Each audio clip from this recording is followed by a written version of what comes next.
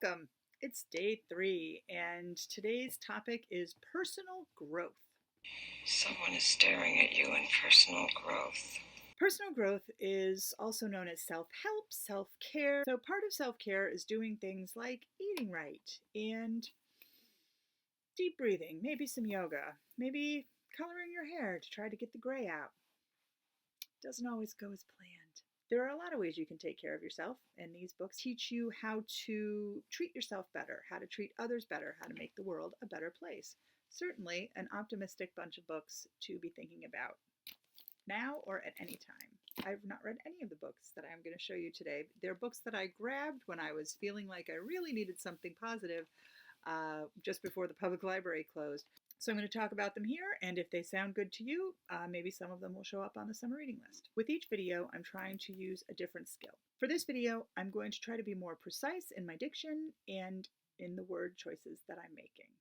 We'll see how long that lasts. The first one is Why Are We Yelling? The Art of Productive Disagreement. Ah! Well, this could come in very handy in my house right now, where my husband and I are both working from home, and my adult sons are both staying here. Not stressful at all. Anyway, this book deals with different ways of arguing, and Benson breaks it down into 8 different steps that you can take, which I will read to you now because they could be helpful. Watch how anxiety sparks, talk to your inner voice, develop honest bias, speak for yourself, ask questions that invite surprising answers, build arguments together, cultivate neutral spaces, and accept reality, then participate in it. Seems pretty handy. He also has a lot of nice charts and illustrations that give visual clues to what he's talking about. The next book is called Stressed Out for Teens. Stressed out? I bet you are. Being a teenager is rough. I know this from reading the back of the book. Your friends are texting you. Your parents are on your case. You have to go to practice. Piano, football, ballet, you name it. Your Facebook page is out of date. That reference is out of date. You wish you could go on a date. You don't have enough friends. Your SAT scores are too low. Your college applications are late. No one wants to go to the prom with you. Your parents won't let you use the car. Your teachers don't have a clue of how much work you have to do. You feel bad about the kid who's being bullied. Your face is breaking out and you're totally sleep deprived.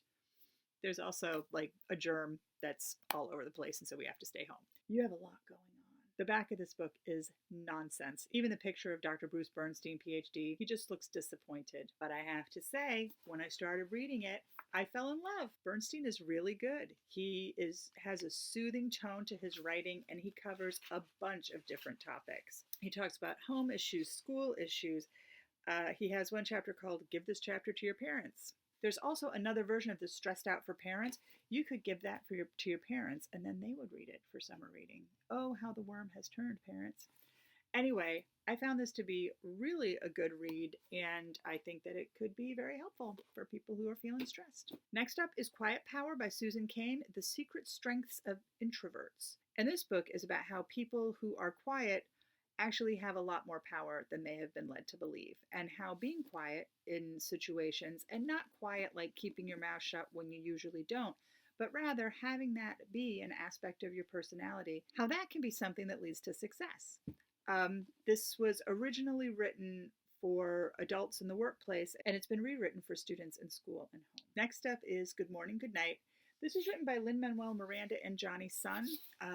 Lin-Manuel Miranda is famous for creating the show Hamilton, and Johnny Sun is an illustrator. Each day, there's a page spread is a good morning welcome and a good night benediction, if you will, and it's a short book.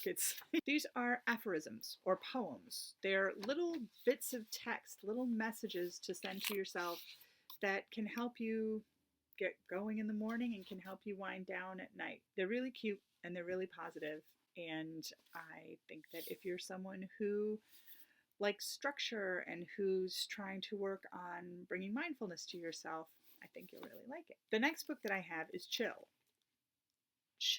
by Deborah Reber. And this is similar to Stressed Out, and then it talks about ways to lower your stress level. This is primarily written for teenage girls, but I think anyone could benefit from it. I certainly benefited from the parts that I read. There are more practical applications, things like crafting and journaling, and specific hacks for making your schoolwork easier to deal with. Stressed Out has more of a tone of your therapist talking to you or a wise old sage. Chill has the tone of an older sister who's been through it and seen it and is now letting you know how she got through it. It's a different feeling, but the same positive helpfulness.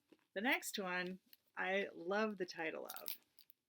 It's Great to Suck at Something by Karen Rinaldi, reflected in my creation of these videos in spite of my almost paralyzing suckiness. This opens with a quote from Winston Churchill, who says, "Success is stumbling from failure to failure with no loss of enthusiasm," which is, again, evidenced in these videos. So the idea behind this is that Karen Rinaldi is a surfer, and she's a very bad surfer, but she continues to do it because she loves it. And she talks about how not being good at something, but continuing to do it, not just in the hopes of getting better, but enjoying the experience of it, no matter how stupid you look, is very valuable. And I have found this to be true in many aspects of my life. I don't know if you've heard that there is a faculty pickleball league. Ms. Comiskey, Ms. Flaherty, Ms. Sudak, Mr. Pittman, and Mr. Matt Smith have all seen me fail regularly, spectacularly, while wearing sweats at 7 in the morning. But it's super fun and I love it. And so this book strikes a chord for me because I've learned this year. I used to be very terrified of looking stupid, and now that's my comfort zone. It's very liberating to not care how bad you are at something and continue to do it because you like it. I highly recommend it. And this book tells you why. The bonus book for today. I tend to read more fiction than anything else, and when I'm feeling the need for comfort, I often go back to favorites from my childhood, from my past, and I would say in my top 10 of all time books is A Little Princess by Frances Hodgson Burnett. It's the story of Sarah Crewe, who's this little girl in London in the Victorian age, and she is very rich. She's like a little princess. And her father has to go to India to be part of the British Empire, and she ends up at this boarding school where she's completely pampered and spoiled and given everything that she wants. Well, spoiler, her father dies in India and she becomes penniless. And that's when the story really gets good because she is forced to live in the attic and work in the kitchen, and the headmistress of her school is evil. Miss Minchin. She's terrible.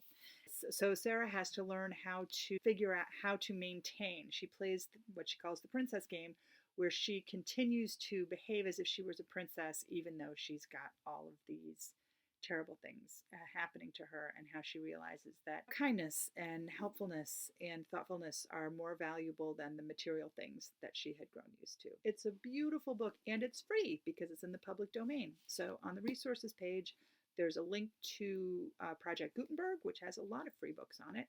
And there's a link to I believe, just some rando on the internet read this book out loud, but they did a great job. And there's an audiobook version of it on YouTube. So I put the link for that too. So I hope that these appealed to you if you're the sort of person who is interested in managing your stress. See you next time.